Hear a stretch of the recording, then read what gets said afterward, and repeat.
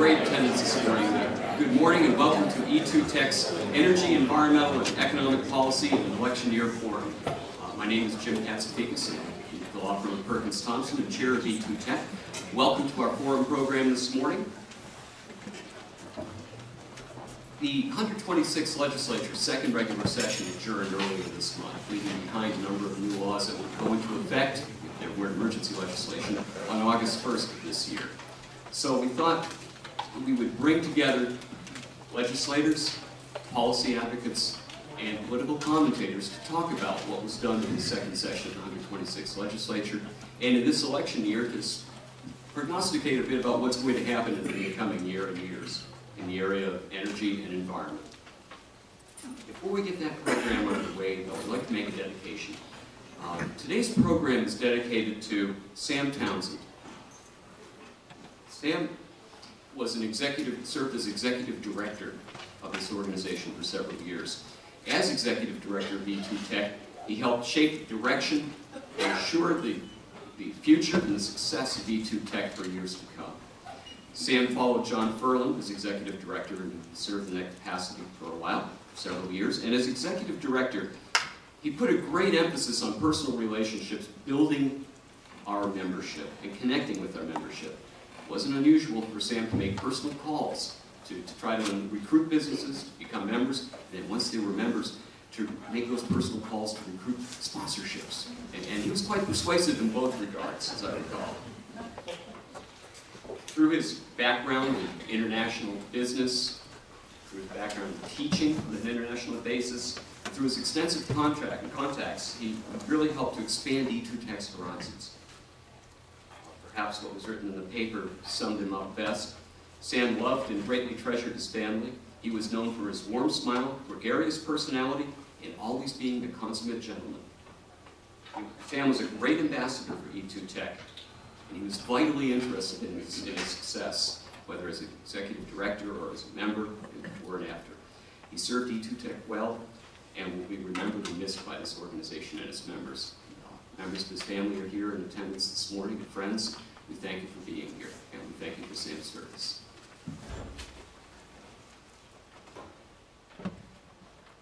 And now, we're very fortunate to have a number of sponsors for today's program. Farrell Dana is our platinum sponsor. Farrell Dana is a full-service law firm with more than 100 attorneys, a growing number of service-based practice groups, including environmental, energy, business, real estate, and others. The firm has a regional presence in New England, with a home office in Portland, Maine, and offices in Augusta, Boston, Stamford, Connecticut, Washington, D.C. Kelly Bowden from the firm is an active member of E2 Tech's program committee. And this morning, I'd like to introduce my neighbor, Jim Cohen, from Farrell Dana, to make a few comments. Jim. Thank you, Jim, and good morning, everyone. On behalf of my colleagues here at Farrell Dana, and there are several of them in the room here today, we are certainly pleased to sponsor this morning's forum, and we want to welcome today's guests. Jim mentioned the legislative session earlier. I still have a few wounds. I think I'm recovered from them now, and I'm pleased to see a lot of my old friends here today. E2 Tech has certainly been blessed with a number of wonderful leaders, including behind me, who's the board chair, and Jeff Marks, the current leader, and Sam Townsend, who certainly we miss greatly. Today's topic is very relevant to the work that I do, the work that my firm and my colleagues do on a daily basis. And I hate to say this, but it's been almost 23 years since I've been with Farrell Dana as we've grown and expanded throughout New England. And we've enjoyed a long association with many of the folks today on the panel. And certainly as Maine has wrestled with a lot of very important issues in the energy realm, from natural gas infrastructure expansion, renewable energy policies, wind energy expansion, electric transmission expansion. I've said the word expansion a lot because that's a lot of what's happening in Maine.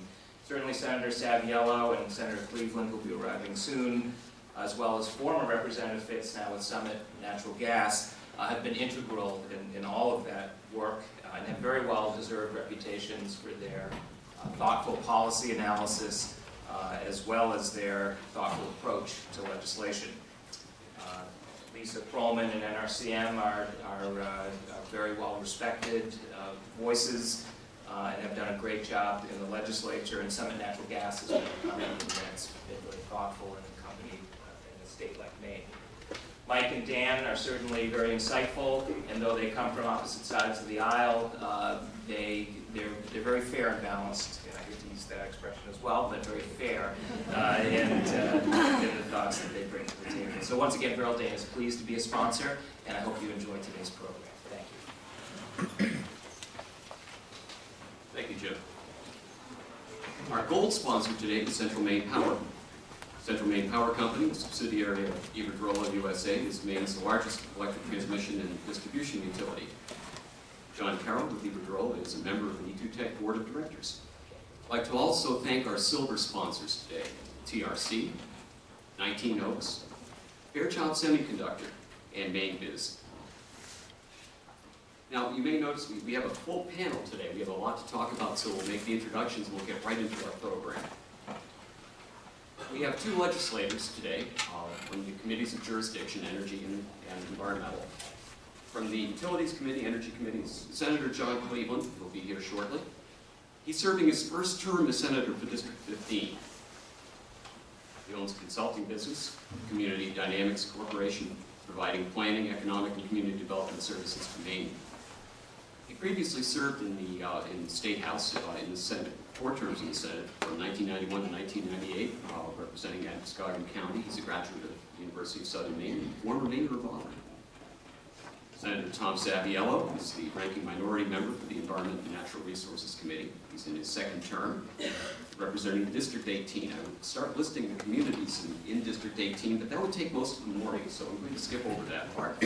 But previously, he served 4 terms in the Maine House of Representatives. He has a master's degree in agronomy, a PhD in forest resources from the University of Maine. He was a manager of environment at the Paper Mill in Maine, in Jay, and he's presently an adjunct professor at the University of Maine in Farmington. Stacy Fitz is here this morning as well. He's the regulatory manager for Summit Natural Gas of Maine, and he's here on behalf of the Maine State Chamber of Commerce, the Environment and Energy Policy Committee. He graduated from Maine Maritime Academy with a BS in Marine Engineering and served 4 terms in the Maine House of Representatives from 2004 to 2012.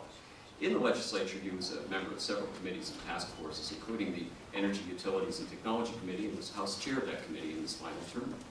He's worked in the energy field for his entire career, and now is the regulatory manager for Summit Natural Gas of Maine. Also with us this morning is Lisa Coleman, who is the executive director for the Natural Resources Council of Maine. NRCM is a nonprofit organization with more than 16,000 members and supporters in Maine and beyond. It was started in 1959. It's based in Augusta and is actively engaged in environmental policy making and policy works throughout the state. Lisa has led advocacy organizations throughout her 34-year career in Maine. She's a PhD from the Muskie School of Public Service at the University of Southern Maine. We also have 2 political commentators. Michael Cuzzy, who's the Senior Vice President of Fox Global and the Maine Today media commentator, is here. He leads the Energy Practice Group at Fox Global, a strategic communications and public affairs firm headquartered in Washington, D.C. He works with merchant generators, regulated utilities, and midstream companies to advance business objectives and mitigate risk. He's a former campaign aide to President Barack Obama, Senate Secretary of State John Kerry, and Congressman Tom Allen. And our other commentator on the other side of the fence today, and note how they can sit next to each other, and that's probably something that our folks in the Augusta can learn. Dan DeMerit is the founder and principal of Winning Initiatives and the Maine Today media commentator. He launched Winning Initiatives in May of 2011 to help businesses and organizations with external communications, advocacy, campaigns, and promotions. He served as the communications director for the LePage transition and for Governor LePage as the new administration is taking shape. Working for the, as he says, working for the country's most free-spoken chief executive, providing plenty of opportunities to demonstrate an unflappable professionalism in an active, creative. So with that, we'll open our program, and Senator Cleveland will join us shortly. The first question is this for the state senators, and for the policy advocates. What do you see as the biggest accomplishments of the 126th legislature in the area of energy and environmental policy, and what were the biggest challenges and disappointments of the session in these areas? And you each have 10 minutes to respond to that long question. Can I start with Senator Saviolo? No.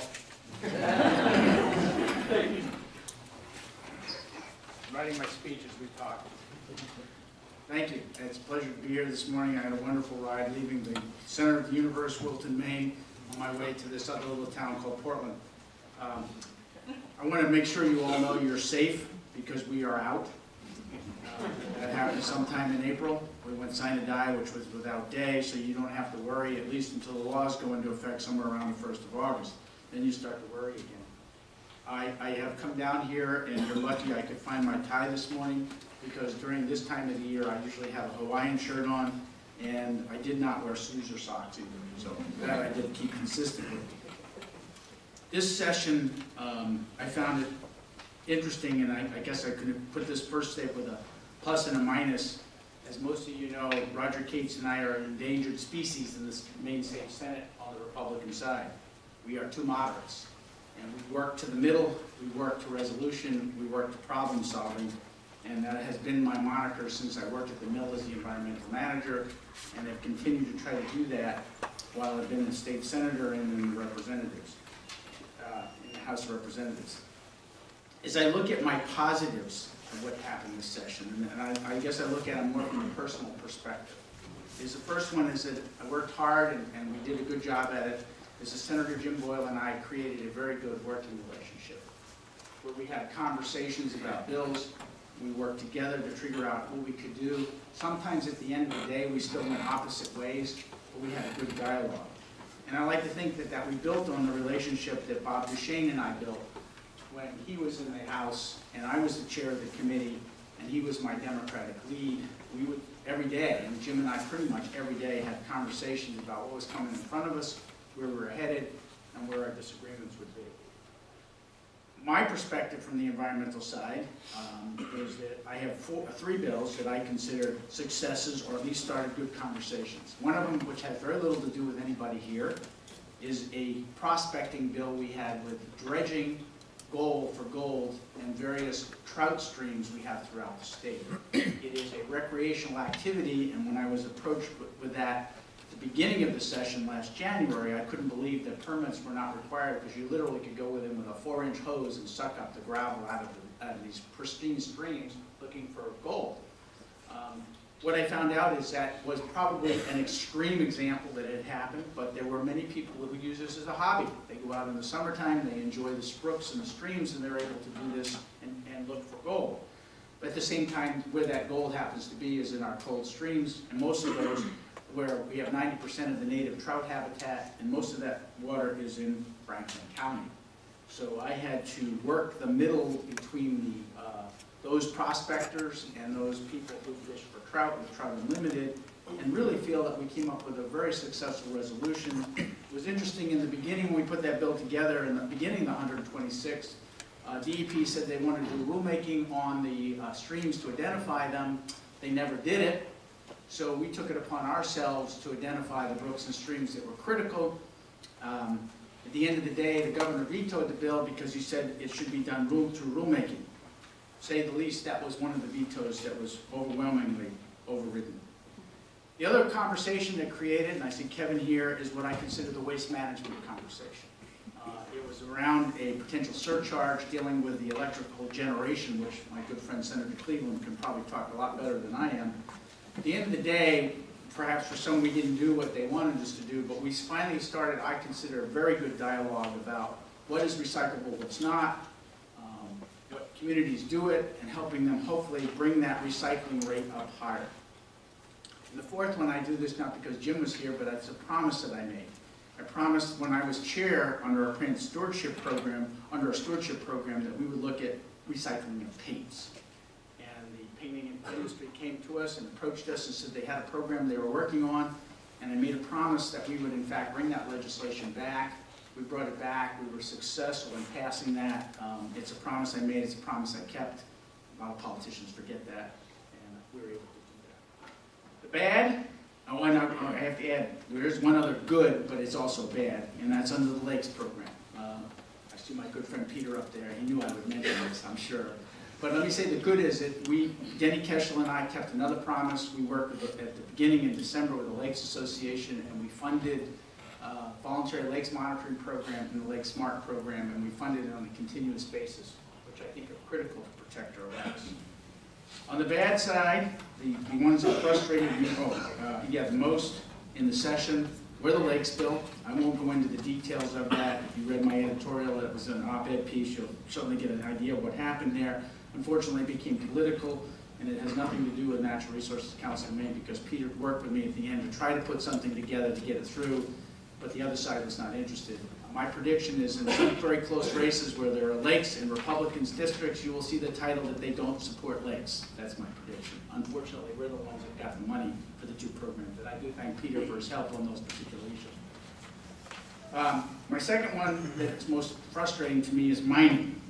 Now, I know there are those people that are dead set against it in here, but as I look around the hearing room when it was going on, and I hold up my finger with my uncle's mason's ring that I have on is gold. There are so many people out there that don't realize what they have for precious metals in either their computers, their cars, and as we talk about solar power, sometime look within a solar panel. You'll find out it's full of gold, copper, and other things. Yet, we don't want to look at it in what I believe can be done in a right way in the state of Maine, where people simply say no. We'd rather incent those people in Africa to have children go mine gold. That is frustrating. I intend to work on that next year to fix some of the issues that I see there. And the last one I put under the negative was the Children's Safe Act. As you know, I worked hard on that with Senator Goodall in the last session to really kind of fine-tune that, to identify the chemicals that our children were being exposed to. I feel very strongly about that personally. We know that in Washington, Costco is trying to be redone. There's still arguments about that. In fact, I'm on a conference call about that this afternoon. But we fine-tuned the bill in the 125th legislature, only to come back into the 126th to see attempts to change it completely from what we had done before. The frustrating part to me there is I'm the one who tried to work the bill to try to see if I could find the common ground. Yet on the Conservation Voters publication, I was slammed as the person who stopped it from being passed, but I'm the one who tried to pass it. That's a separate issue. That's why they pay us the big bucks in the legislature. My frustration is there were attempts to put chemicals in this time, but also on the other side is the department finally made the process work, which I'm a very process-oriented guy. And they actually identified 4 chemicals they were going to look at, very important to me, and Senator Justin Alfon was very supportive of helping get that in there. I appreciate that. And only now my disappointment is DEP has decided to pull formaldehyde, and I don't agree with that. I think the process should have continued, and at the end of the day, new data comes in, so be it. Where we're going in the future, I can promise you lakes will be back, as I'll be introducing the legislation that kind of fits with what I wanted to accomplish before. Mining will be back, and the Children's Safe Act will be back. And as much as I hate to have it, I'm sure there'll be conversations about natural gas related to fracking. And I'd be glad to answer your questions later. Thank you. You did fine, thank you. I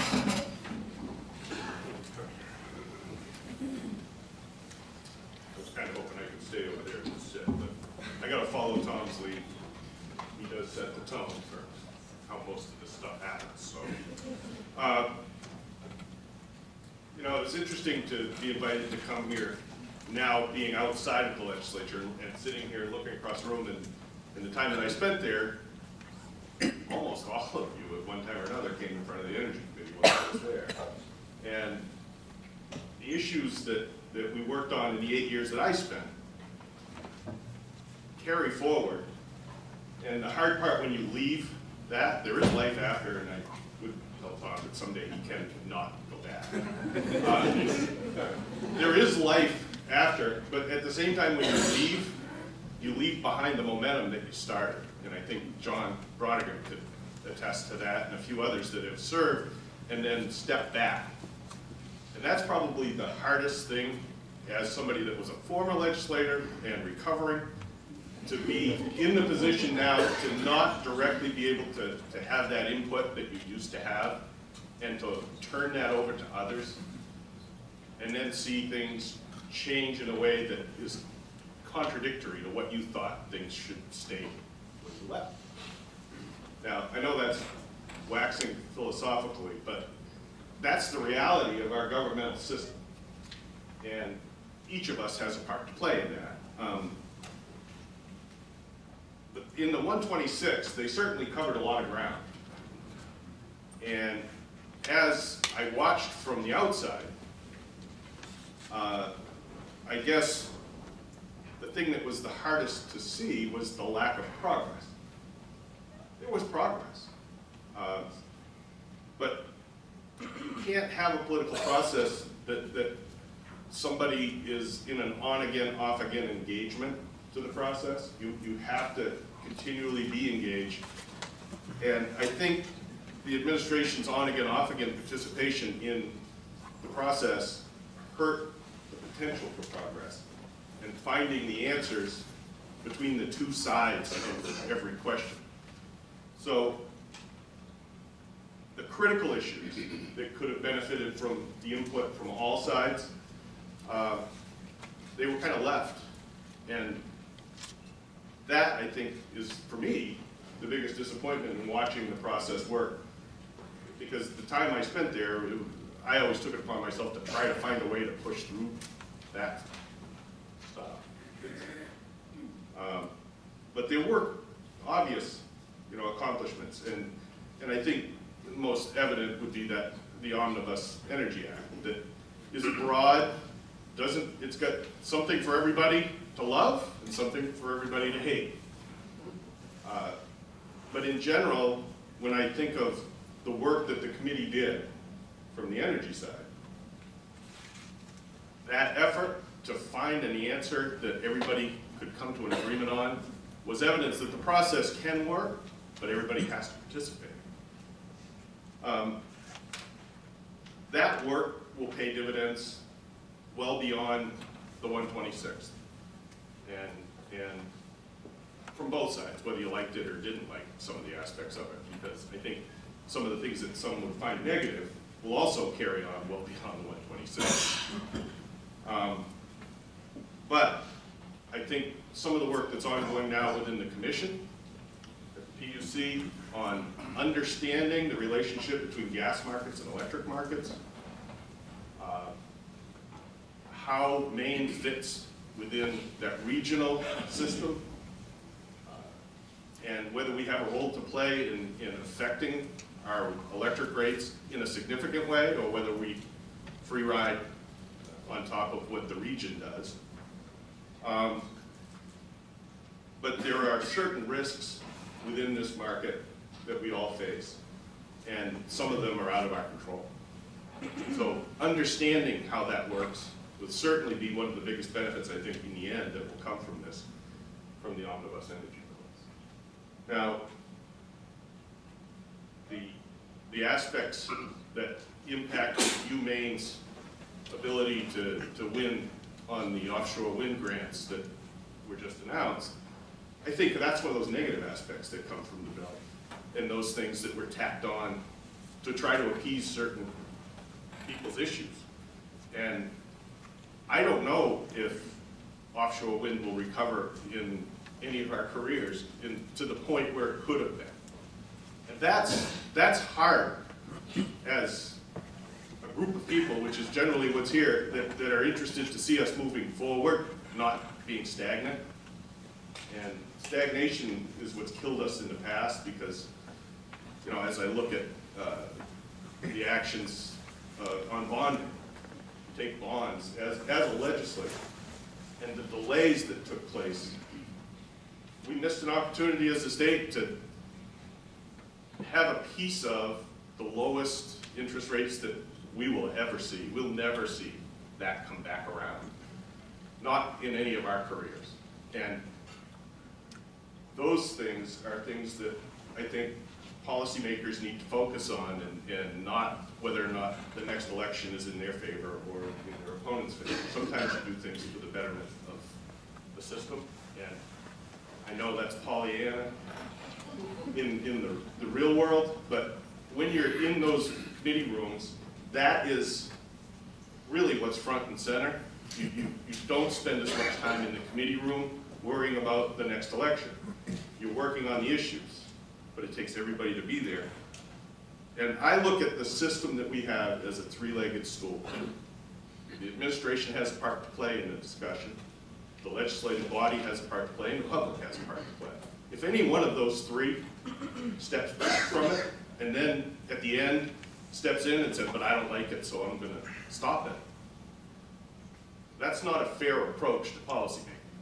And so my sympathies go out to the people who worked hard to get things to the point of passage and then find themselves facing a veto on things that were almost unanimous. That is a problem. And the good thing that when I reflect back on the 126 is they stood up to that as a legislature and said, well, that three-legged stool, the two legs are going to override that third leg that didn't like the outcome because they didn't really take and participate fully in it. So those, and that might be a little harsh, but that's the reality I think that the public saw as well. So I think this legislature showed that you can come together in bipartisan ways. There are more moderates than want to admit it. That's a disease in some people's minds. But it is the way that you get things done. So the thing that I left watching this legislature, and the good thing that beyond the work, was the attitude that the Energy Committee carried forward. It's never been a partisan committee. It stayed nonpartisan. You know, in the time when Barry Hobbins and John Hink were running that committee, we stayed unanimous throughout the whole session. I know that seems almost unbelievable when you look at how some things go in politics, but it can be done. And I think working at the committee level and avoiding the things that happen once you get it out on the floors is the best place to refine policy. It takes everybody participating. I'll leave it at that. I don't know how close I am to my time, but yeah, my inner clock said that's enough.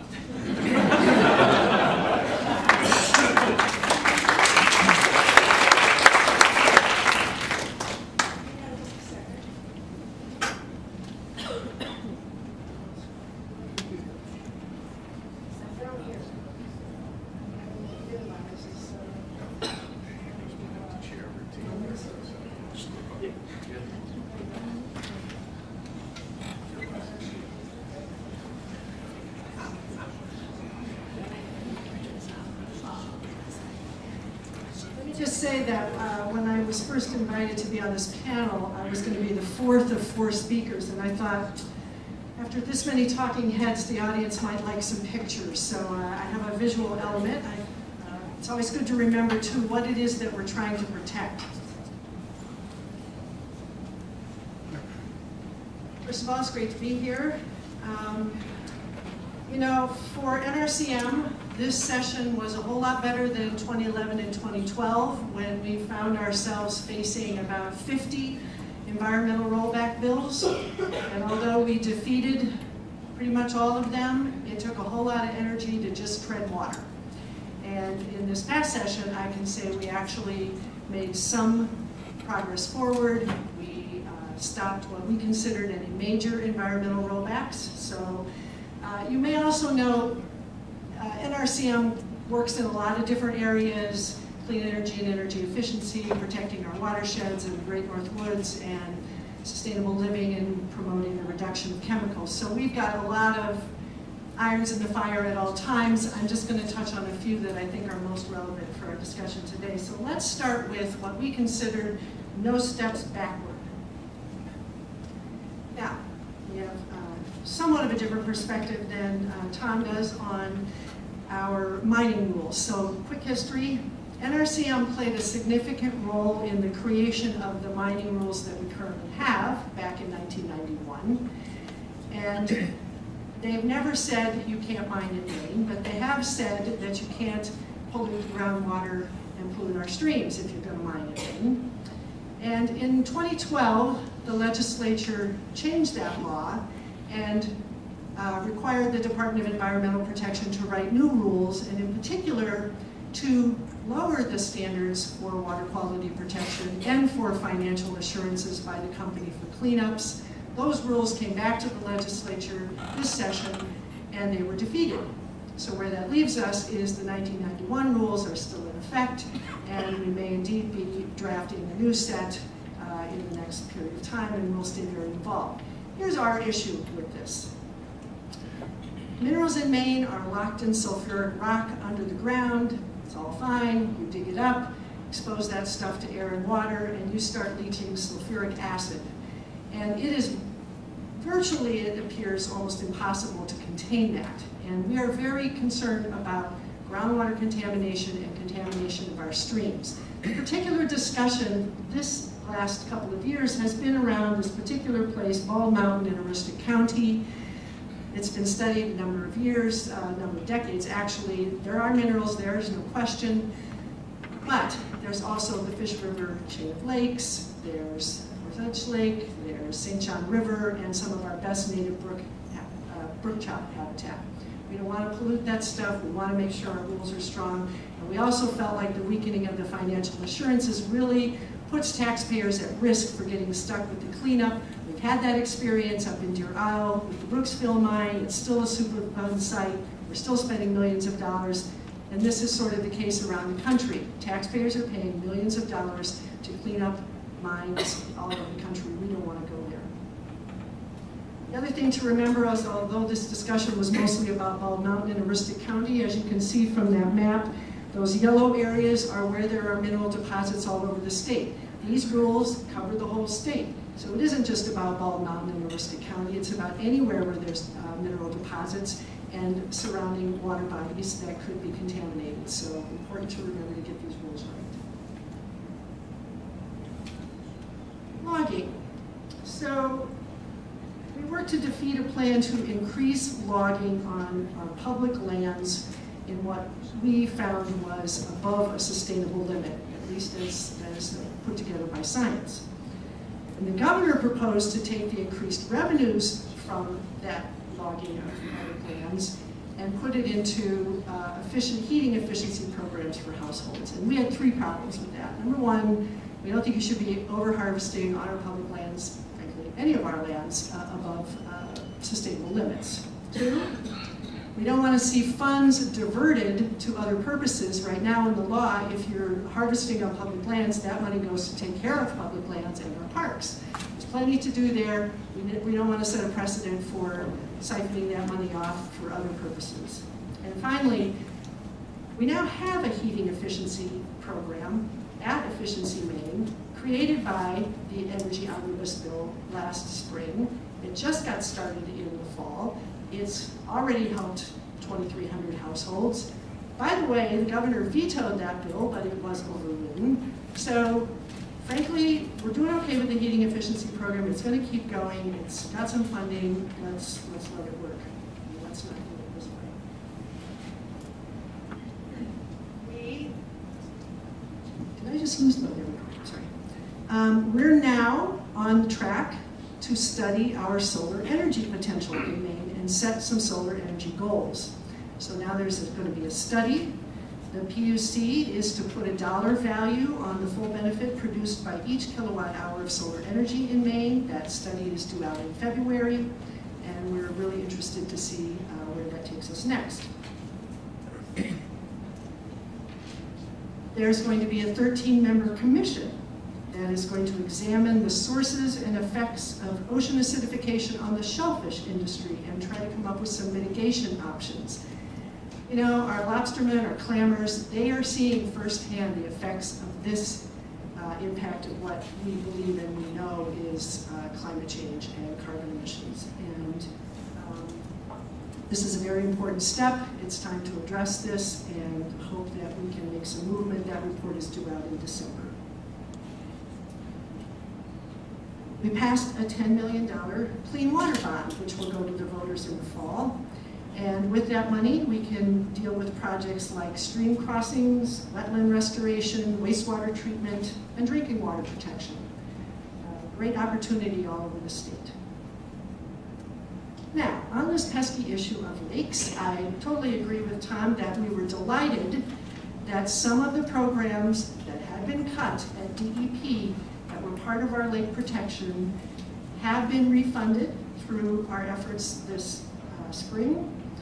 And so $40,000 for the Lake Smart program has been reinstituted, $20,000 for our volunteer lake monitoring program, and $46,000 for milfoil eradication. And I note Damascotta Lake here because I live nearby and the issue of invasives is very prominent on people's minds.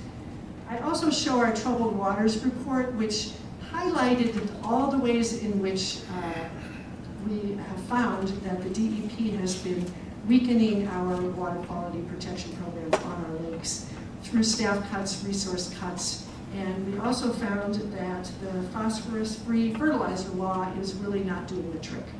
So these were all concerns that we brought forward. We're very happy that some funding has been there. And as Tom mentioned, gold dredging was stopped for our high-value streams. This legislation was overwhelmingly passed by the legislature. The governor vetoed it, but the legislature overrode it, so that is very good progress. Now, ways in which we could have made more forward motion were it not for vetoes that were not overridden. So starting with the solar rebate. So we had a solar installation incentive. It ran out in December. We were trying to get it reestablished. This was $1 million for households and businesses. And unfortunately, that did not prevail. We're now the only state in New England without a financial incentive. As you can see from this chart from afar, we are about 4th in New England in terms of our solar installation. We're way behind, just barely above Rhode Island. And there's so much potential there. We hope the study is going to help us move in this direction. And we're just losing out. We're losing out on the solar jobs. We're losing out on further investments. We got to keep moving in that direction. Now, on the issue of protecting lakes further, we did have a wrangle over a bill having to do with restricting the application of fertilizers within 25 feet of the shoreline. New Hampshire and Vermont have done this, and the governor vetoed this bill, and it was not overridden. We think that it's important to remember that although we love our lakes and we think they're very pristine, actually water quality is declining because of developments and nutrient runoff and all kinds of things. We definitely need to not be cutting back on these programs. We need to be moving forward, and we need to figure out how to protect our lakes. I'm sure there's nobody in the audience that doesn't have a favorite lake, or maybe 10 favorite lakes in the state of Maine. So this was of extreme importance to our members, and citizens all across the state got very worked up about this, so this is good.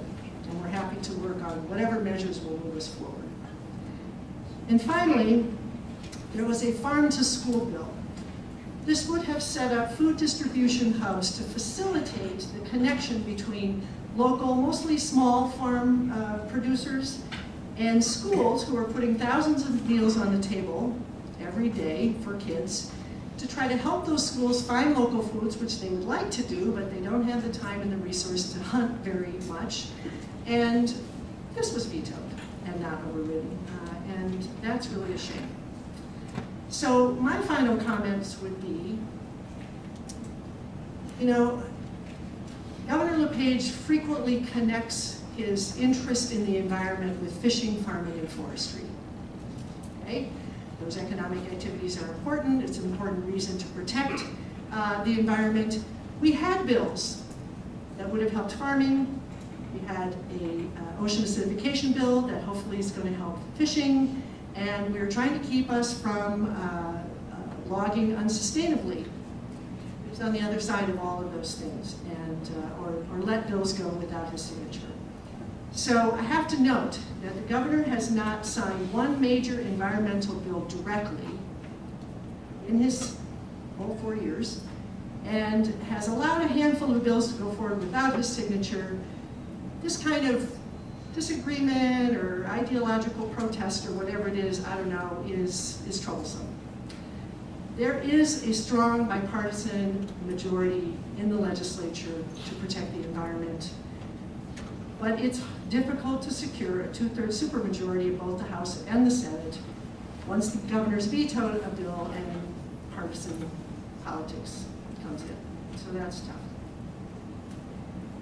Now, most of the bills that would have rolled back our protections have been defeated, but meanwhile, as pointed out in our Lakes report, there has been significant damage at the agency level, at our natural resource agency level, in terms of cutbacks of resources and staff. This is very troubling. I haven't even highlighted all the ways in which that has happened. This is something we need to pay attention to, and we're continuing to try to bring to light. And lastly, I would just say, you know, we have 16,000 members, every legislative district, all the way across the country, people who own property here or come here in the summer or grew up here and still love Maine. And they understand the connection between the environment and the economy. They are looking to us to put strategies forward that keep that connection front and center. NRCM remains committed to helping those kinds of strategies, and we will forevermore. Thank you.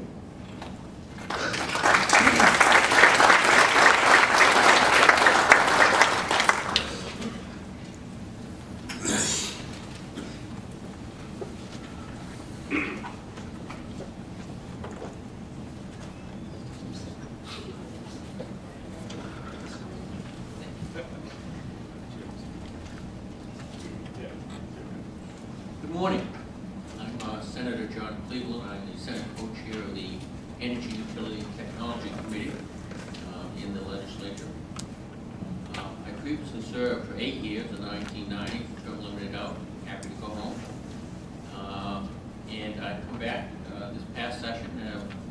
I'm sort of a returning freshman to the legislature.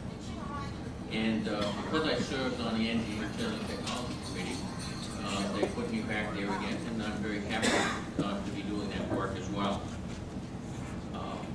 First of all, I want to apologize. I was a little late. I woke up this morning with unexpected intestinal flu, and it took me a little time to separate myself from the restroom. But I think I'm okay. See me running out of the hall. It has nothing to do with anything you've said. So let me touch on 3 things. This, of course, is a short session, but I'll talk a little bit about things that I thought were positive that we accomplished. I'll talk a little bit about disappointments and reflect a little bit on what work we need to do when we come back in January again. Of course, you know, this is the so-called short session. So essentially went from January to April. We had an unusual number of carryover bills, 15 or 20 of them, and then another 15 or so of other new bills. So we didn't have a lot of bills. A lot of the carryover bills were difficult bills, controversial bills that we had to take care of. It took some time to do that. So there wasn't as big a content this time as there were the first session when we did the omnibus energy bill. From an environmental perspective, I think the bill that I was pleased we got passed was the study for the solar energy. In the Energy and Utility Committee, we worked very hard to develop bipartisan consensus that deal with the merits and the policy. We try to set aside the politics as much as we can. Very inclusive with both parties, and we're generally quite successful in getting a good bipartisan reports out of the committee, oftentimes unanimously. We also realize that the divided government that we currently have, that it's extremely important to have strong bipartisan support, because we may well have to override a veto to get the bill passed into law. So we worked very hard at that. And the solar study bill was one of them. We spent quite a lot of time looking at language, finding some common ground on that language that was acceptable to all parties going forward. And I think it's a bill that's going to set a platform when the study's completed by the Public Utilities Commission on how solar energy benefits the state of Maine from an economic perspective, from an energy perspective, from an environmental perspective, so that hopefully we can have a discussion based on the facts and benefits and set aside the ideology about whether you like alternative energy or solar power or you don't like it, but rather to base it on policy. I think that that study will really provide a good basis. So I'm pleased we were able to get that passed. The governor agreed not to veto it. That was fine with me. I don't need a signature on it. And it became law.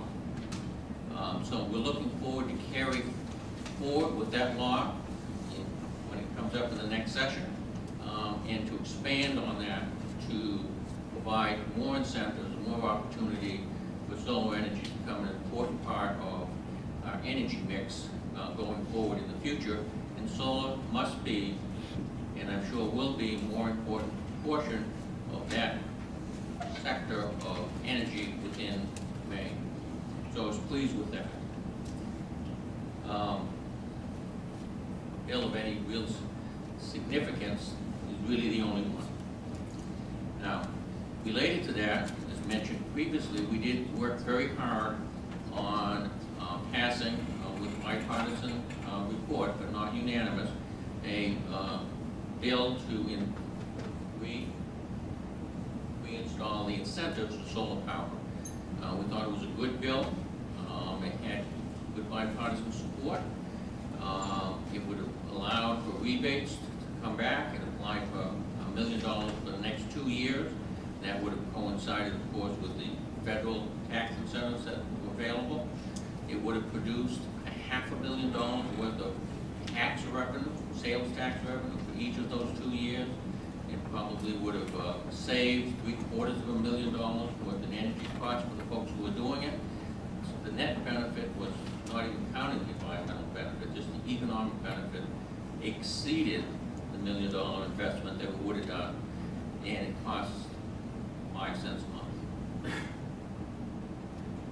But we got a lot of feedback that somehow we were going to push everybody into poverty if they spent another 5 cents per month. I think that was a little disingenuous in doing that. We came close to overriding the veto, just by 2 votes in the Senate. So we're going to go back and revisit that again next year, because it's an important policy that needs to be done. Maine needs to be a leader, not in the back of the pack when it comes to solar energy. And hopefully, when we get into the next session, what we can have is a relationship both from the legislative side and the executive side. Government works best when those 2 branches of government work together and work cooperatively from the beginning, not just from the end when the legislation is completed.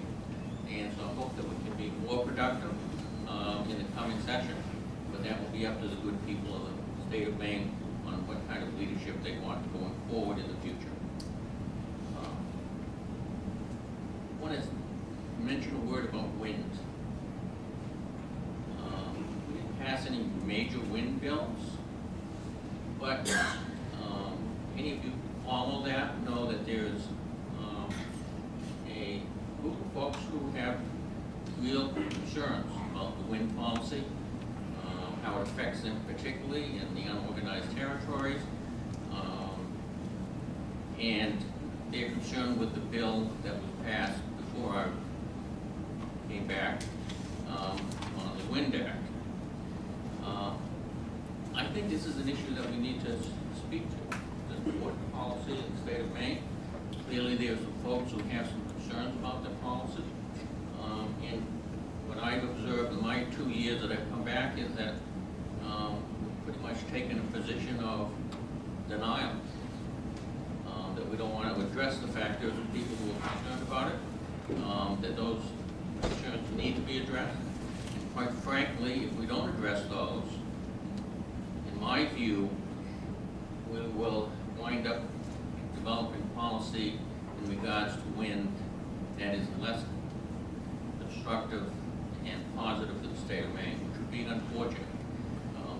number of bills that I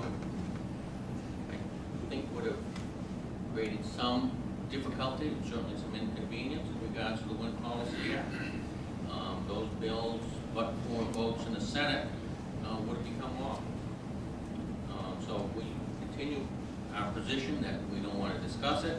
We don't want to incorporate those concerns in our discussion. I think we're going to be making policy by negative reaction as opposed to positive reaction, and that's not good for the state of Maine. The Wind Act has done some good things, but you know, it's 5, 6, 7 years old. Now, we've learned some things since it's been enacted. I think those things should be incorporated in the future, and we should respect the views of those who have some concerns and listen to them. But at the same time, incorporate the broad view of the policy as well. So I just said that before you. It's kind of an issue that if we don't go back and visit it as a policy group, I think we're going to regret in the future how that policy gets changed. The other thing I'd like to mention going forward, I'll bring you an update. As was mentioned earlier, we passed the omnibus energy bill. It was quite an historic accomplishment on the last day of the previous session. Quite a lot of drama around that. But we were able to pass it and override a veto to get it passed. A couple of highlights in that. Mike started is here. We essentially doubled the budget for Efficiency Maine in the next couple of years. That's good. We need more energy efficiency, and we instituted a program that provides incentives and grants for individuals to be able to get over the capital barrier of switching fuel system to fuel that are more efficient, as well as generally environmentally better for our state. That's a major problem, folks just being able to afford the capital change. Efficiency Maine, led by Mike started, we're doing an excellent job in implementing that program, but it's just the beginning. We need to do more with that. We need to provide more funding for the program. I just want to anecdotally tell you a story. What we do with politicians is we go door to door and talk to our constituents, thousands of them, when we go out, and we listen to what they're saying and we hear what they're doing. I can tell you many instances where people are living by buying 5-gallon buckets of diesel fuel in the winter and pouring it into their tanks because they can't order 100 gallons. They don't have the money. So they try to get by for a couple of days with a 5-gallon bucket, can scratch up a little more money and put another 5-gallon bucket in there. And these are not just poor, unemployed people. These are middle-class individuals who work every day and can't stretch a budget, pay their mortgage, and run the fuel in their car and buy some food and heat their home. This is a serious problem in this state, and we need to address it. It's dragging down our economy, and it's putting people in real distress in being able to just stay warm in this state. I think that's an important issue that we began to address in the committee, which we're proud of, and we need to do more on that. I'll give you one more story on that. I went to a couple who were in their late 60s, retired, both of them worked all of their lives, and lived in a very modest, middle-class home. And I noticed when I was in their kitchen that they had a kind of an old-fashioned pot-bellied stove. They lived out of their kitchen, a bedroom, and a living room. The rest of the house was closed down. But one of the things that I noticed that I thought was odd was that the firewood wasn't what you would traditionally see when you have a truckload delivered to your home, all cut and split, uniform size, with bark on it. Their wood was small, irregular, branches cut into little pieces, no bark on it, all kinds of irregular kind of wood. So I asked them where they got their wood.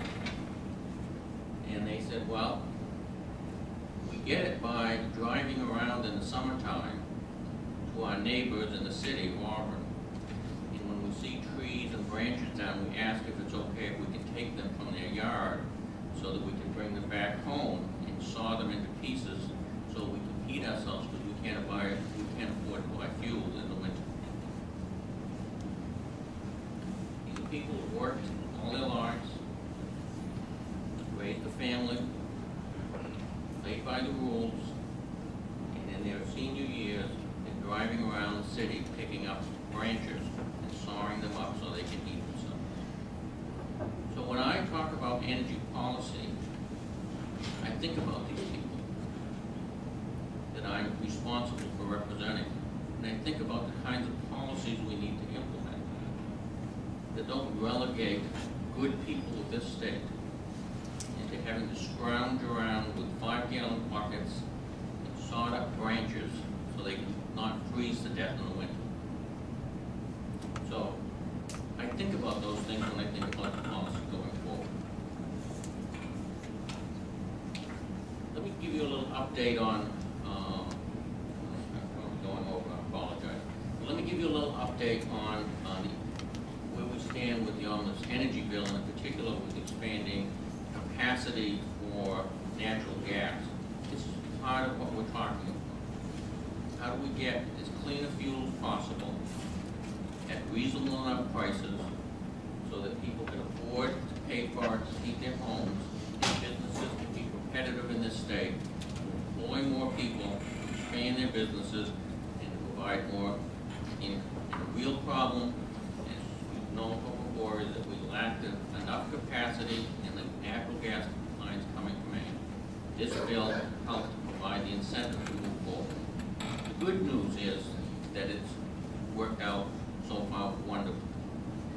It's been the catalyst that has moved forward the 6 New England states, where now all 6 New England governors have agreed that it's an issue. They've all agreed to move ahead, signed a letter. They're all working with the ISO New England organization, put together a policy that will provide for a financing mechanism for the line to go forward. In June of this year, we expect that they will complete that, and then ISO New England will set forward a policy in regards to being able to put together the financial requirements necessary to build natural gas pipelines. That will go to the pool for their support. We suspect that it will come out okay from that review. And then later in the summer, early fall, we'll go to FERC to grant the tariffs necessary to move forward.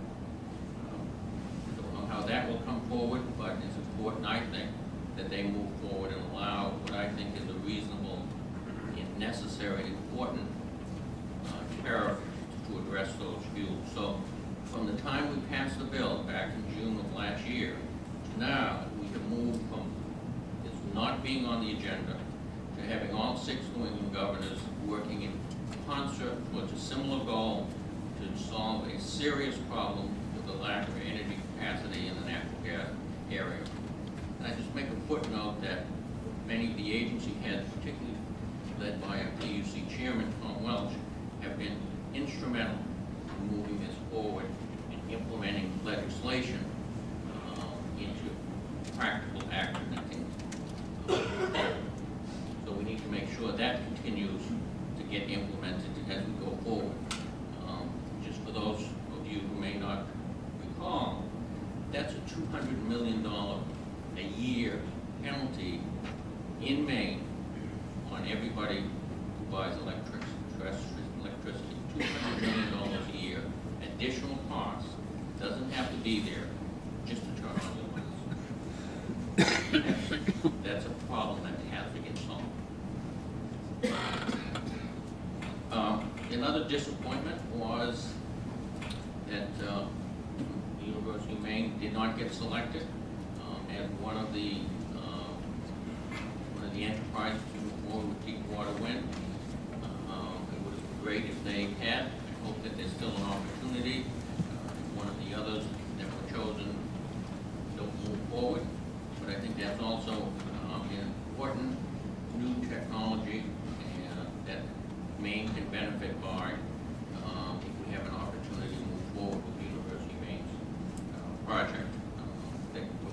future, I think, a whole new industry as well as a new source of energy that will benefit us all by providing energy resources, wind and deep water. So overall, I'm not totally disappointed. I'm an optimist by nature. I look forward to next year to working on energy issues, and in particular, I want to take a look at alternative energy issues. My view is that we need to spend more time looking at it in a more comprehensive way. We passed sort of silo kinds of bills, something for wind, something for solar, something for tidal, but they're all silos. And it would be much better if we had an integrated, thoughtful, focused idea on how each of these renewable energy sources work together to move us forward into what we're going to need for a new generation. I don't think there's many of us that don't believe that in the future we're not going to be able to rely on petroleum products for the majority of our energy sources. Our children and their children are going to have to rely on more indigenous, renewable, green energy. We will have both the energy we need for the society and economy we live in, and if we're going to live in an environment that's habitable for human beings and animals and the rest of us, without destroying it. The path to get there is not easy. It has to be done carefully. It balances both costs and needs, but I think it's important that we do it in an integrated way as opposed to just doing things individually. In the legislature, we get individual bills, which are good, but they don't create comprehensive policy.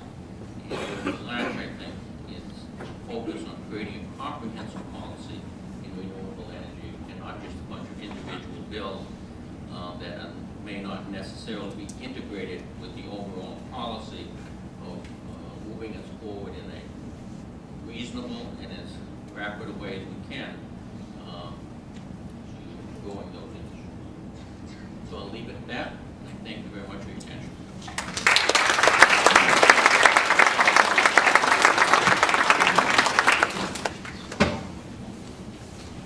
The first question was really the biggest accomplishments of the 126th legislature, biggest challenges and disappointments.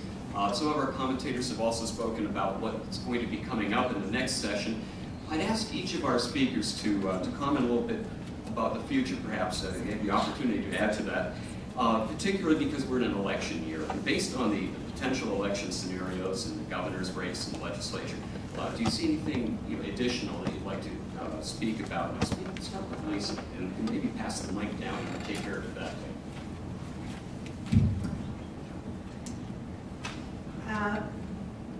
So we're not ready to announce any big policy initiatives at NRCM. We're just kind of catching breath after the last one. But, just on the energy front, we're really looking forward to seeing what the solar study comes up with and how we can move that ball down the road. We're definitely interested in participating in any discussions that have to do with whether we can pursue additional investments in offshore wind. Hopefully we haven't completely ruled that possibility. The other thing I would just add is we're looking for opportunities to expand the use of electric vehicles. We're currently participating and partnering with CMP and others on a pilot project in Portland that offers matching grants to businesses who are, for example, interested in getting electric vehicles for their fleet or instituting charging stations, that kind of thing. We think that's another way forward. And I guess just broadly speaking, much as others have said, we have to move away from, in our thinking about the notion that we're going to solve our energy problems by building more power plants and expanding the grid. We've got to give individuals more of an opportunity to participate in energy choice making, and that is both by what they purchase, when they use power, that kind of thing. I mean, that is the future, and that's the direction we've got to be going. So I think that's all I'll say.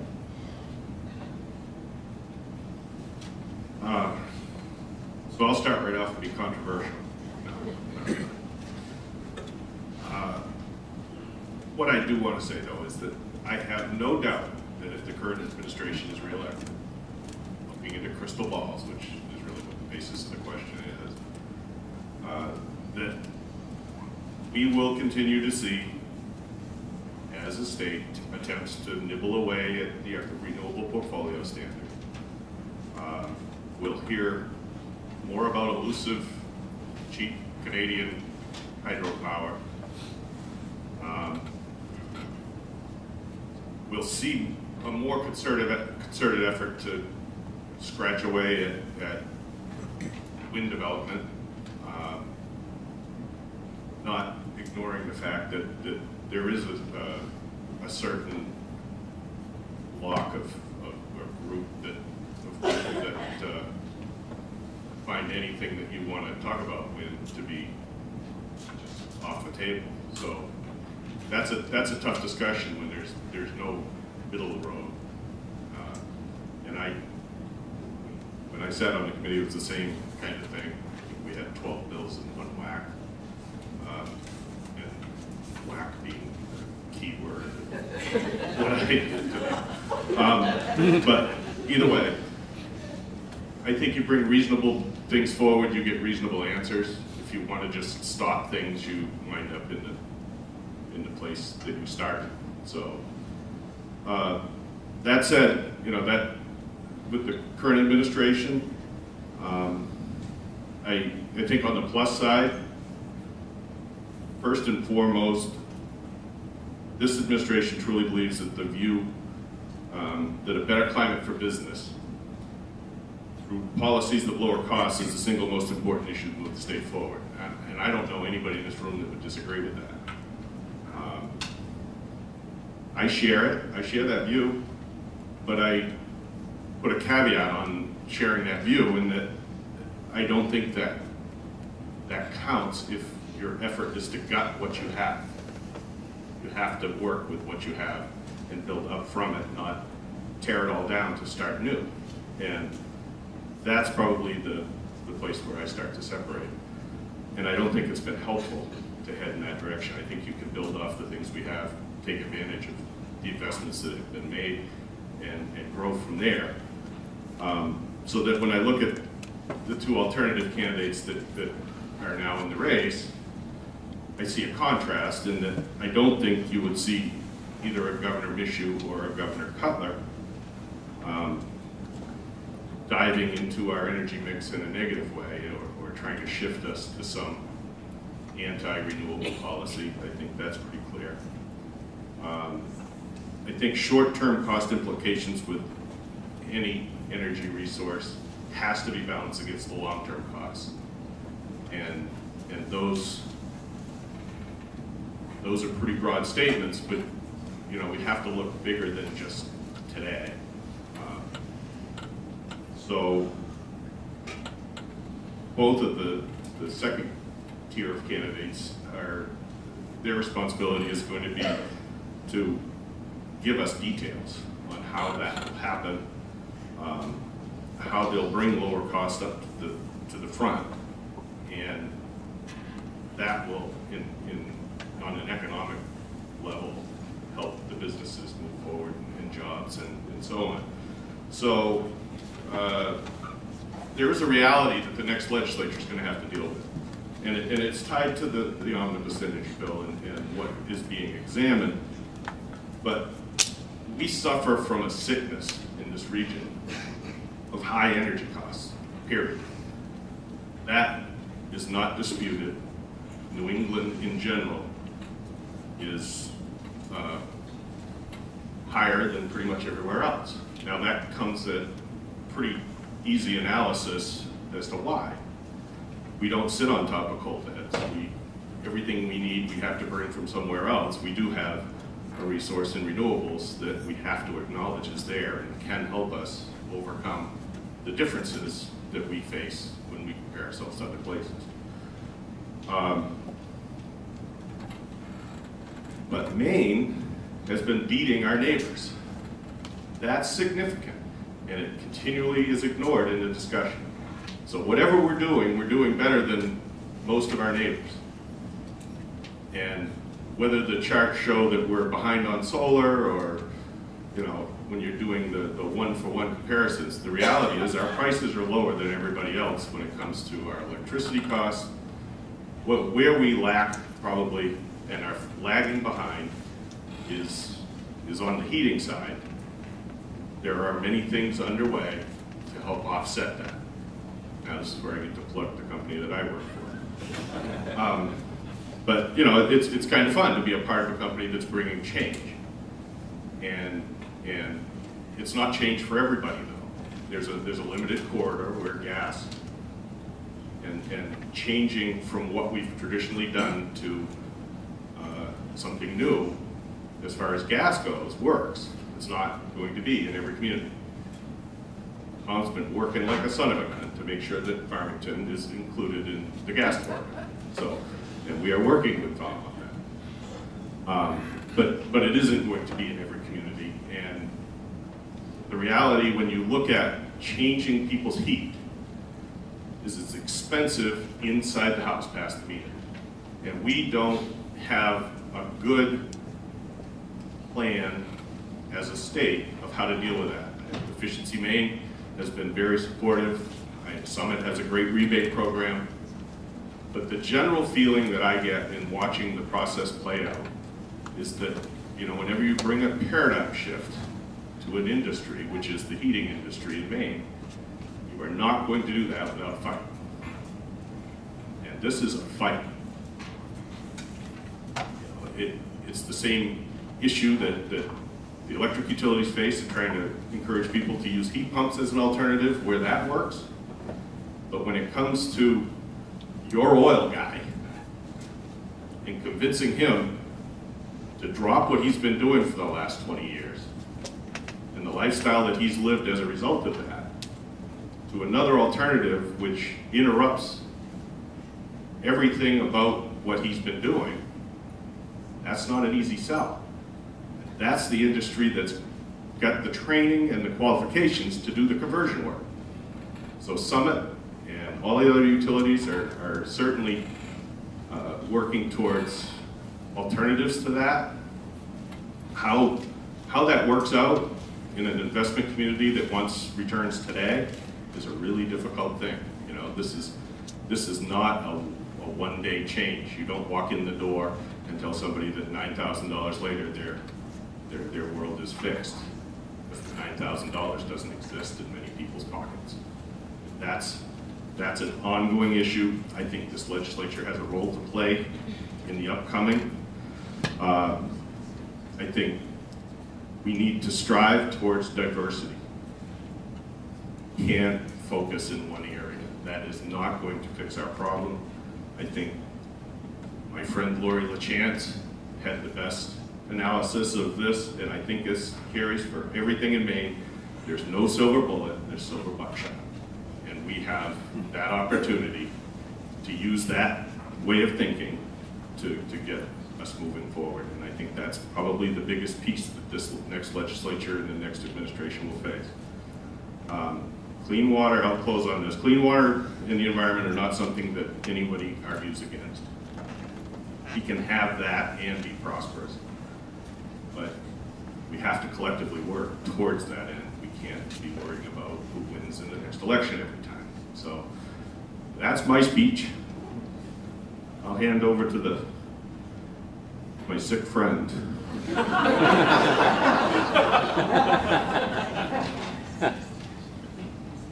Thank you. I don't think you make me feel any better. Let me just make a few comments because the world I have to live in is what is good public policy for all the people of Maine, and how do you balance all of the competing interests in that, and how do you actually create legislation that can be passed and implemented and change people's lives and the economy of the state of Maine. Energy is a critically important central role in virtually everything we do. It would be hard to think of anything that we do that energy isn't involved in some aspect of it. So therefore it affects all of our lives and the economy. So as I look forward, I think we need to have a more comprehensive view of how we develop the policy, that we have integrated hopefully with the executive branch who helps to implement it, and that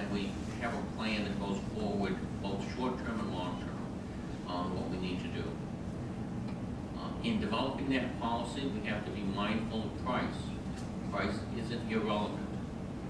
So we need a mix of incentives for new and emerging transitional kinds of energy, who always in the beginning comes as somewhat more expensive, but we have to do it with an eye towards understanding that the expectation is that those alternative kinds of energies are going to become competitive in the marketplace of energy as well.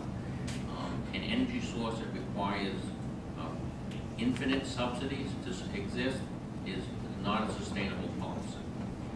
But an industry that grows and becomes more cost effective, solar as an example, can become an important part of that. So we need both those sources of energies in our mix that provide current energy on a consistent basis, and we need the new forms of energy that will be a larger percentage of our energy sources in the future. And we need to get there in a way that's mindful of the costs as well as the support necessary to get where we need to go in the new energy world. Let me just make a comment on energy in regards to heating our homes and running our businesses. The average cost to heat a home with oil is about $3,200 a year, maybe one of the highest in the area. We have lots of different alternatives right now. Pellet stove, pellet boilers, solar, thermal energy, hot water heating, natural gas, fresh natural gas. That will lower the cost by 50%. So just imagine if we could cut individual homes bill by 50%, say $1,500. Multiply that by the number of homes that still need to be converted, hundreds of thousands. We're talking about hundreds of millions of dollars that are not expended on a fuel source which is primarily overseas, where the money leaves our local communities and goes to some other foreign countries. That would be the biggest economic stimulus in the state of Maine that we've ever seen.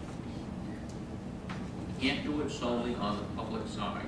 There isn't enough money, there never will be enough money to do it.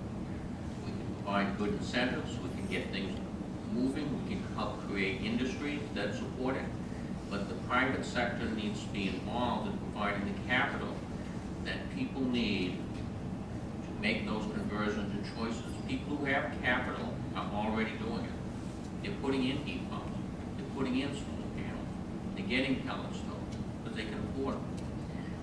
Most people lack the capital to make the change. And we need to have a system that works in the usual capital markets where individuals can borrow money, where the financial system makes it worthwhile for them to lend the money so that people can make those investments. And we can have one of the biggest stimuluses in improving the economy of this state, because that $1,500 will be spent in the local economy, in local businesses, on local products and services that will have a tremendous impact across the state of Maine. That's a challenge, but I think it's a challenge that we have to meet and we have to succeed at. Now we won't hang Stacy. No, he doesn't want to touch his mic. That's right. That's a good idea. I've already had that disease. Let me say this: whoever wins the governor's race, in my personal opinion, from the environmental standpoint, that'll make no difference in how I operate. People I think know me that it doesn't matter who's sitting on the second floor. But I will say to you that it just will depend on whether the veto is there for me to have to override or sustain. And that if I have to sustain the veto, it means that I failed as far as trying to find the common ground, which unfortunately hadn't happened this time. And I think, as most of you know, I'm not afraid to vote to override a veto if I think the legislation is correct. The works that we do with our majority report, I think we tried hard, is to find the middle ground and move forward. And I've said that. Sometimes they're big steps, sometimes they're baby steps. I have one bill that took 10 years to pass, so that's why I had to come back into the Senate. Let me say the issues that I see, and part of it I didn't touch on. I do believe that we will see legislation that will deal with forestry with pellets. And I did support the bill that would have increased the harvest because we can cut growth. We're not cutting growth. And we always challenge those individuals who come in with proposals to give an incentive. We'll find the money. And I give credit to those that came in there and said this is a great alternative, because keep in mind it was going to be only excess money that went into supporting the pellet program. The rest of the money would have gone to what it's intended to do, and I believe the forest could have supported that, and I based that on my own background. I've worked in the forest industry for about 32 years. Mining will be back. I would disagree that we've weakened the laws, but I think we need to clarify them as to what the water quality and how the trust will be put into place, and I think there's ways that that can be done. Legislation forward to do that. I think the Lakes bill is a good example. I think what's interesting is that there was the report, and as we went through the original 1744, many of those things came out because, sadly, I guess, we found out the EP was in fact doing them. Unfortunately, they weren't doing a good job of getting the word out. So that's, if we have the present administration coming back, that's one of the efforts I want to make, is make sure they get the word out of what they do. I think it was really sad and interesting to me is that one of the positions was opened and had been permissioned to be filled, and it wasn't until we had the hearing that miraculously the position was filled, and I think that's sad. It should have been done before. We might not have had as much to work with. I would point out that one of the concerns I have, even with the bill that we had on the soil testing within 50 feet of the water without getting into the minutia of it, is how do you enforce it? I have no idea. So my intents, there's 4 states that have been talked about: New Jersey, New York, Vermont, and New Hampshire. 2 of them were talked about a minute ago. Let me point out Vermont has no shoreline zoning laws. They're just now passing them. So you really can build your house right up to the lake and don't have to worry about fertilizing. But we need to find out how you enforce this law. That's really, really important, because to have, as Jeff Padot once told me, so many that know Jeff, is that a law that can't be enforced is not a law, and that's something we have to find out. I believe we will be dealing with waste management again. There's a question in my mind that will come back. And I lend my favorite bill, the wind bill, just because my friend Juliette's here. As many know, I'm not a proponent, I'm not a rabid opponent of it. However, I think we worked very hard on rechanging the LURC to LUPSI, wanted to give the people that live and work there more of a voice. I probably represent more of the UT, if not so, than any other legislator down there. And I do have people that live out there, and we need to create a voice. We try to, and I hope to work with Senator Cleveland to continue that process. And that's what I see kind of coming at us. So, and I'm not running for governor. And so, turning to our professional political commentators, in light of the responses given by the panelists and your own policy and public experience, what does all of this mean for the gubernatorial and legislative campaigns, and what should we expect in 2015 for environmental and energy policy, depending on who wins the White House? We'll start with Michael, go to Dan, and then they can do a point counterpoint, perhaps. All right, I intend to steal all of Dan's thunder. Thank you for having me here today. You know, I think the way we'll see energy and environmental issues play out in the coming gubernatorial race really reflects the broader political dynamics of the contest. And that is to say that the governor has to motivate his base of supporters and get them energized. That is a base that is very conservative, very ideological, one that really doesn't believe that renewable energy of various types can economically stand on its own 2 feet, that don't believe in climate change, and that don't believe that the government or ratepayers should be subsidizing these technologies. And that is why you see the governor listing as an achievement the fact that he defeated the solar energy rebate bill. That is why you see him really championing and his base celebrating the fact that they were able to chase Statoil out of the state.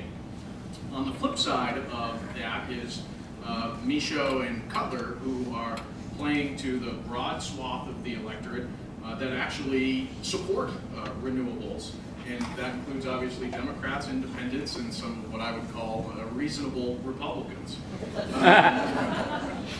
Both of those candidates are very publicly and very passionately embracing renewable energy technologies, putting them forward as a path towards energy independence, towards fossil fuel reductions, and obviously to eliminating the environmental externalities associated with fossil fuel use. And they're also putting it forward as an opportunity to energize Maine's economy as we grow and expand and deploy these technologies. So in a lot of ways, Michaud and Cutler are really putting forward these issues as a play to be, almost more green and more progressive as it relates to these technologies. Having said that, I think it is highly unlikely that this campaign will turn on energy issues. Energy issues are, by their very nature, complex, nuanced. They are not easily understood by voters. But to the extent that these issues, energy issues, environmental issues, can be compressed into a bumper sticker or a soundbite. What, am I stealing it, Tucker? No, sorry. I got to go first. I think the governor has the messaging advantage in this space. His energy policy is frankly very short and simple to understand, and it's to lower energy costs and reduce the really debilitating economics associated with oil heat. And so that's simple enough for people to understand. They get that. Everyone knows what it's like to have to write the $3,000 check over the course of the winter to pay the oil man. And his solutions to these problems that he puts forward are things that people can readily understand. And it's basically expanded access to natural gas and the importation of large Canadian hydro.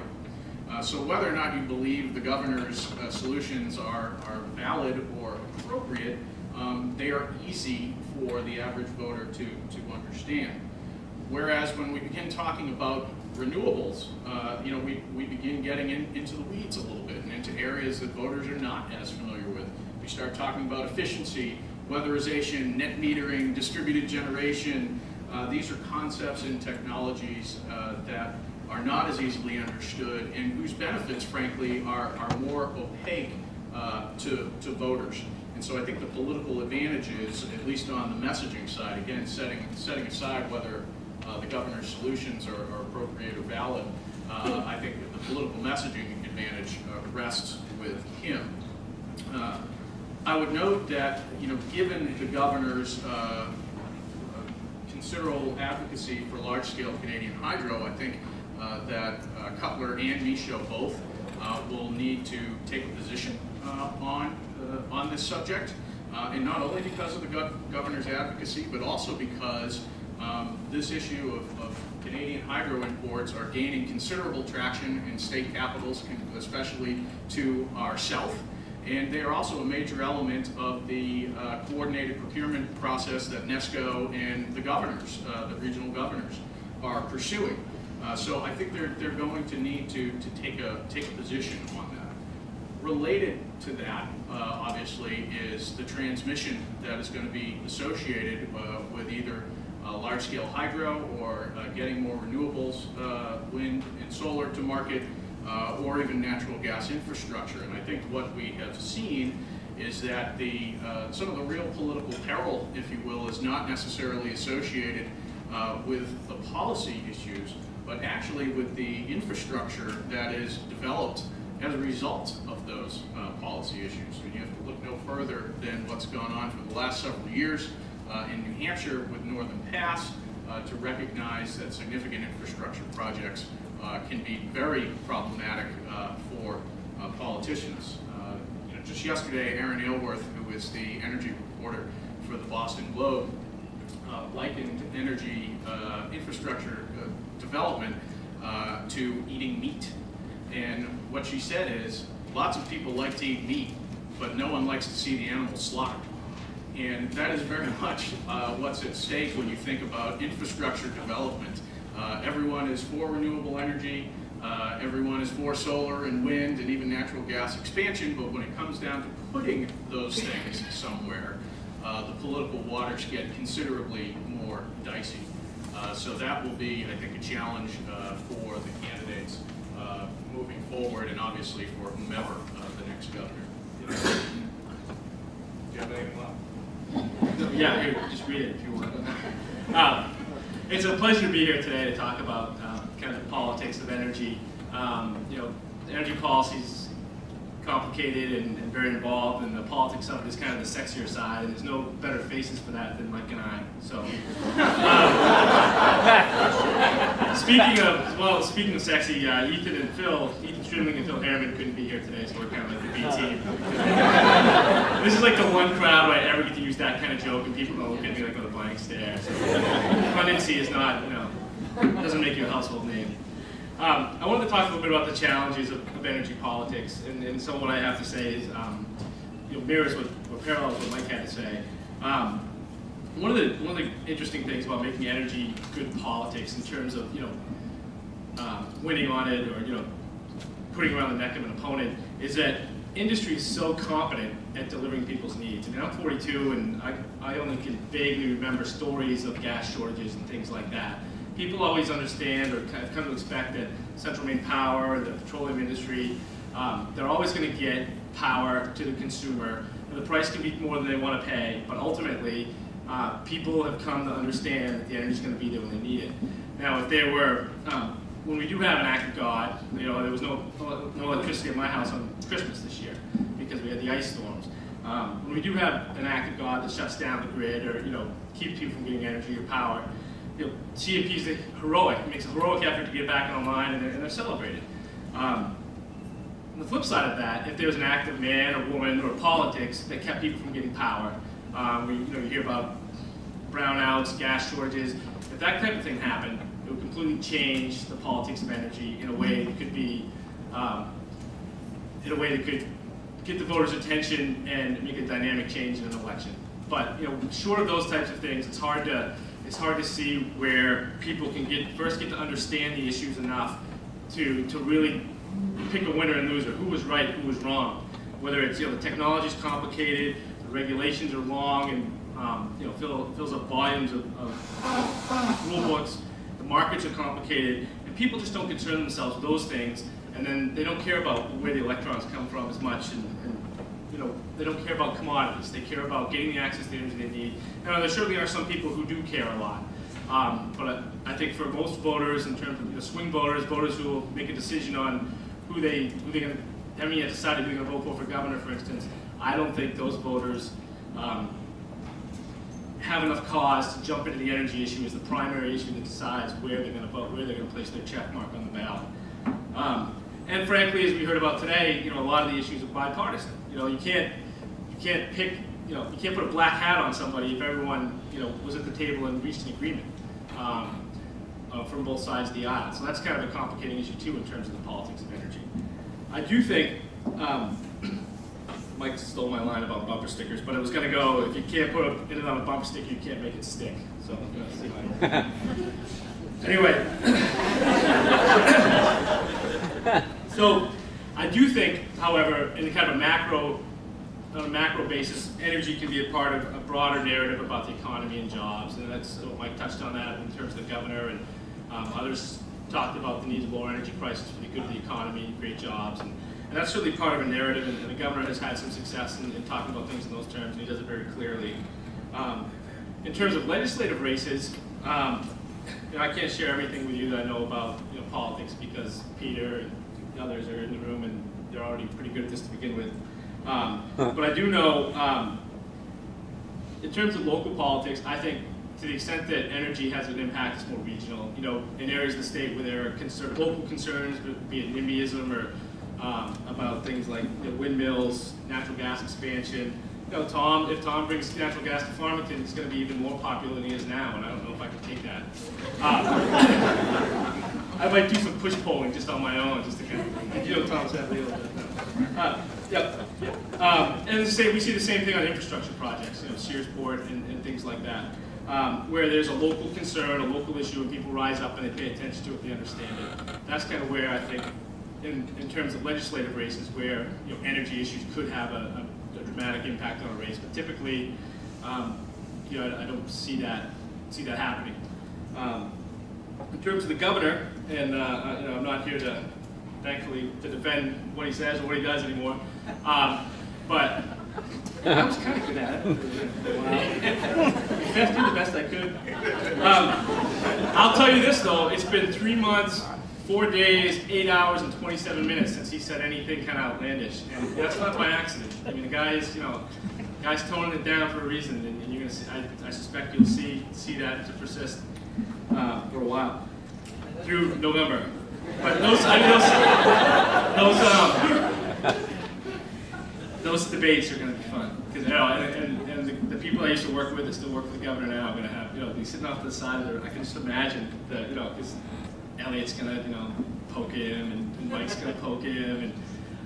Yeah, it's going to be interesting. And I'm going to be completely out of it. So, the thing about the governor and his policy, the governor LePage is very strident in his point of view and in terms of his rhetoric. And while that can be a great strength in terms of him owning an issue, like he does, I think he owns welfare. He owns welfare reform as an issue, from his side of things. And I think staked out a strong claim to the issue of lower energy prices. But the challenge with the governor's strident approach to policy and his rhetoric is it streamlines choices for voters. And in my view, in my opinion, the election in 2014 is going to be more a referendum on the page than a race between 3 candidates. And I think what happens is the voters, they'll see 3 candidates on the ballot, but the question voters will be asking themselves is, does LePage deserve another 4 years? And for the voters who decide the answer to that question is no, I think they will migrate to the front runner, who has consistently been Mike Mishu thus far in terms of the most viable alternative. And I think what you'll see is, in the end, over the last couple of weeks, unless Elliot Cutler can make inroads that he hasn't been able to make yet, and connections he hasn't been able to make yet with voters, he's going to see Mike Mishu will see a big swell of people turning to him. Because as much as people may like Elliot Cutler, there aren't many people that want Elliot Cutler bad enough to be like Elliot Cutler enough that they're willing to risk another 4 years of LePage for those voters. I mean, and the governor certainly has strong support among his voters, but I think that's what you're going to see. I think it's going to be a referendum, and we saw it last time in 2010. I didn't write a concession speech because we were up. The New York Times thing had us 97% chance to win. They aggregate all the polling, and we had it in the bag. And then Cutler surged at the end, and a big block of those voters were people that were concerned about LePage, and they moved to Cutler as the candidate with momentum. And those voters aren't with Cutler now because they weren't his necessarily in 2010. They were kind of anybody but LePage voters, and that seemed like the right move for them. And I think you'll see that again this year. I mean, if Mishu stumbles, if his team messes something up, Farmer, looking at you, you're going to see people. You'll see. There'll be a lot of voters who will check a name next to Cutler if it's not Mishu. But I think in the end, it's a referendum. I think the governor's numbers can go up, but I think ultimately the person that takes the Blaine House in 2014 gets a lot closer to 50% than 40% of the vote. Could it be LePage? Perhaps. I think he's really done a good. If you've never seen him speak live, I mean, sometimes when he's on his game, he really makes connections with people. My editor. An official with the Maine Sunday Telegram saw the governor, a few weeks ago or a week ago at the chamber event. And he said the guy, he was awesome. And it was Greg Kessich. He wrote about it in his own column, so I guess I can out him. And it's Greg doesn't agree with LePage on anything, but he said he has an ability to connect with people that if you haven't seen it live, he's really good in person, in small meetings, and he can really move a room. And if you're willing to look past the fact that he's not always 100% accurate, it's really, and I never had a problem with that. When I was just, when I worked for him, I didn't care so much about, those little things. All right, we can correct that stuff later on. But the message, I mean, that's what decides elections. Is people aren't going to know. people aren't going to remember, this complicated stuff. They're going to know he's the guy who wants lower energy prices for me, my family. He's the guy who wants to bring natural gas to, all the big all the big manufacturers in Maine. And that's what people are going to remember. It's themed. It's thematic. It's not numbers and figures and small facts. So it'll be interesting, but in the months ahead to watch it coalesce and people to see if Cutler can get any traction, because he's got to get out of the teens and into the high 20s, or it's going to be people are going to come down to a choice between Michoud and Page, and Cutler's support will move to Michoud, I think, in the end. But energy is certainly part of the conversation, but I think it's more part of the narrative about jobs and the economy. The one other point I would make about energy, though, is I do think it helps unify people who are opposed to the governor, people who, voters who are, Tom Steyer, who is a billionaire, who hasn't called me yet, but I'm available, and he has a PAC called Next Gen Climate, and he's pledged to spend $100 million in 2014, it was in the New York Times today, to make climate change, to pivot the agenda to climate change, and Maine is one of the states where he's going to spend a lot of money. And we don't know yet whether it's in support of Mike Michoud or Elliot Cutler, but it's definitely going to be in some way in opposition to Paul LePage. And that's kind of an example of where energy and environment issues can kind of come together and coalesce support one way or another. And I can't say for sure because I haven't seen the books, but I used to joke, I kind of have a dark sense of humor, and I used to joke that, when LePage got elected, it was really good for fundraising for groups like Peters, the NRCM. I never got any commission from that, but I assume that that's going to continue, and people are going to be unified, whether they're grassroots Democratic partisans or people who have strong positions on the environment or energy, and that unification is it's a tidal thing. It lifts all boats on that side of the aisle, and I think that's one of the kind of headwinds that the governor's going to run into as well. So that'll be interesting to see how that plays out. Michael, did Dan steal all of your thunder? Do you have anything rejoinder? No, I actually think this is why Dan and I no longer write on the same Sunday. We tend to agree more often than we disagree. But I think this is going to come down to this is going to be a race about economics and jobs, and to the extent that energy and environmental issues play into that, that's what we'll see them impacting the race. Well, we don't consider you guys the B team. Oh, thank you. Well, thank you. That was very sweet. Yeah. Glad to have you here. Can you call Channel 6 and tell them that? You may see Because you're nothing until you're on TV. This is a longer than usual program today. We thought the content was important. To have the various perspectives was important, worth taking the time. If it's all right with you, unless someone has a really burning question, like to skip the question and answer period for today, given the lateness of the hour. Are we all set with that?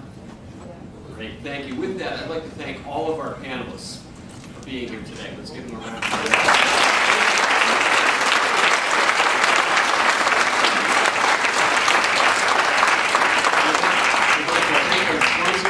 Our platinum sponsor, Beryl Data, gold sponsor, Central Maine Power, our silver sponsors, PRC, 19 Oaks, Fairchild Semiconductor, and Maine Biz.